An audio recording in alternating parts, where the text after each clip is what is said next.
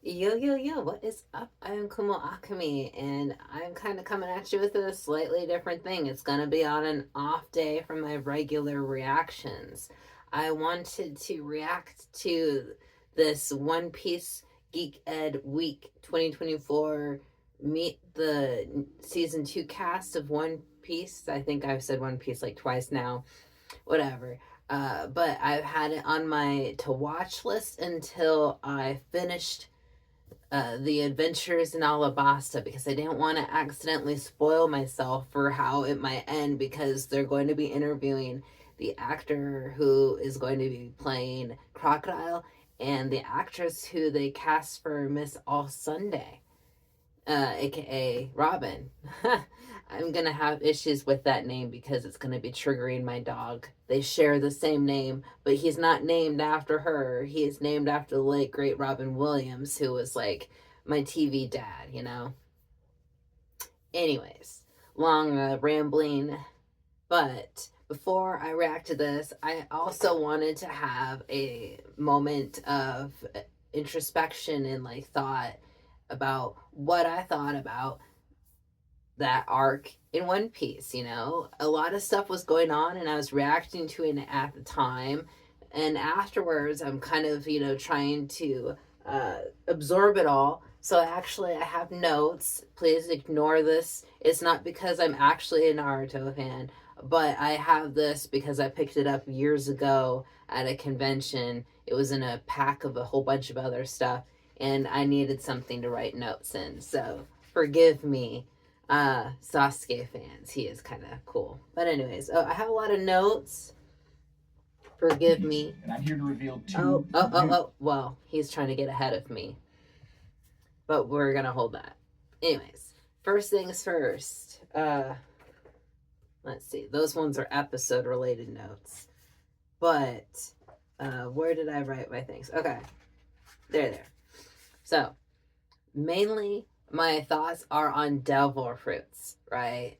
We learned a lot about devil fruits since the end of the Arlong Park stuff. That was just like little trinklings of information. And now I kind of want to know a lot more stuff. And I know we're going to find it out eventually, hopefully, fingers crossed. But I've got questions. So, namely, we first learned about like Luffy and Buggy and like those kind of powers where it's like, I guess you use your body and do things with your body, right? But it's mainly still your body, not to be confused with Zoan type, which we learned about when we encountered Chopper on that island. What was that? Drum Island, right? And so how like if you have a Zoan type, you technically can transform into something else, right? So the difference being like, so Luffy and Buggy, what they do is just their body. And then like Chopper and Dalton, they are like, okay, I become something else. And so then we had that information. And then we bumped into Smoker. And then we are introduced to Ace. And I don't know if they actually said what that type of fruit is that they have. Because those aren't the same as the people who transform into animals and things. Because this is like, you can't even touch them. They're like an element, right? And I've been kind of wondering. I think Crocodile's the same because he turns into sand, but maybe or because that's not his body anymore at that point, right? It's like it becomes something else. Uh, yeah, I don't know. It's really confusing. So I don't know if they named what that type of those kind of fruits are yet because I don't want to Google and spoil myself. While at the same time, I am pretty sure they've never said what Luffy's and Buggy's type of fruit is, right? So cause it's just because it's like, oh, they have the gum fruit. Oh, they have the chop fruit. And then they bump into like Dalton, and they're like, oh, they have the Zoan type fruit, ox, and like, so it still has a name, but it's a type of fruit. And then once I'm like absorbed all of this, Then they introduced the idea that you can give inanimate objects fruits and have them eat them. And then that like opens up a whole other can of worms of like, okay, if you give an inanimate object a fruit and afterwards it's walking around and interacting and has like a personality or is at least animated, does that not like make it seem that the fruit has a life of its own? Because there's no way the object could ever do that on its own, meaning does the fruit have its sentience or cause sentience? Which is an odd way to phrase it, because if you already have sentience and you take and then you eat a fruit, does that change your personality or influence you beyond just the physical changes that it gives you? Like, because I have issues with the idea that there is a cannon dog walking around. Oh, which brings me to the next phase, because I was so swept in all of this stuff and getting confused and like all these new types of like devil fruit users, right? That I didn't catch it, but Shaka, Vivi's childhood guardian, uh, he has a devil fruit, the same devil fruit as the cannon dog, but it's a different model. And I didn't catch that. So they're like, oh, it's the Jekyll model. And then I was like, wait, I'm pretty sure the cannon dog had like the Mutt Mutt model or something like that. Which then that opens up even more cans, because I'm like, wait, so does that mean any Zoan type fruit can have multiple, like, is this like Pokemon where it literally is just like, I'm killing the screen, I'm taking so long. That like, so for instance, Dalton has the ox fruit, right? So someone else could theoretically have an ox fruit, but it could look different. Or are not all Zoan types with models? Like, can some have like a pop top roof and others not? You know, like, because if there are two different types of dog Zoan fruits, then what about human Zoan fruits, right? Because we gave an inanimate object a dog one, and we gave a reindeer a human one. But it's, I mean, there's obviously different kinds of dogs, right? There's the jackal, and there's the mutt, and humans. There's a lot of different kinds of humans, right? So I'm like, I don't know. I have so many questions, and I know there's like a bajillion episodes of the show, so I'm gonna get answers at some point, hopefully. I seriously have to keep telling myself that because I don't want to get disappointed. Let me make sure I got all my questions out here. Yeah. Mainly the whole did I miss it, and did they actually have the name of the type of fruit that Smoker and Ace and I think Crocodile's in the same boat, that kind of fruit? Because that's not Zoan and it's not whatever Luffy is, obviously. And then oh yeah, and I completely forgot they even introduced sea stone stuff. So there's like an actual mineral on this planet of theirs that affects the devil fruit users. That's just fascinating to me that the government would find that out and be using it in like weapon form, which is pretty cool. And I'm assuming the government also uses it as bar, like, on their prison systems, because why else would Crocodile have something like that? I mean, if Crocodile has something like that and he just hit up on himself, I'm pretty sure the government has also thought that up too, because like how would you literally like capture any devil fruit user if they could just use their power to get out? So this changes the whole dynamic too. I hadn't even been thinking about that. Like to this point, up until introducing all this extra stuff, I was just like, this is such a small contained world. This is a very condensed cast, that like such a small, and then it's just like whew, everything exploded. But wow, yeah. Anyways, now that I got all of those questions out of the way for my devil fruit stuff, I gotta say, I really enjoyed the story. It was emotional. It got really stressful towards the end. And there were some episodes that dragged like a lot. But, I understand that One Piece is of its time and that a lot of animes aren't paced this way anymore either. And that you can flip a page in a manga and be done with a chapter and like the whole story, and then you have 2 episodes of it in the anime. So I get that. But for the most part, I think they did a really great job. And it was such a great character building storyline for Luffy, one, because to this point, he's just been punching his way through everything. And this is the one time where, like, he doesn't win the first time, he doesn't win the second time, he barely wins the third time, and he lucked out.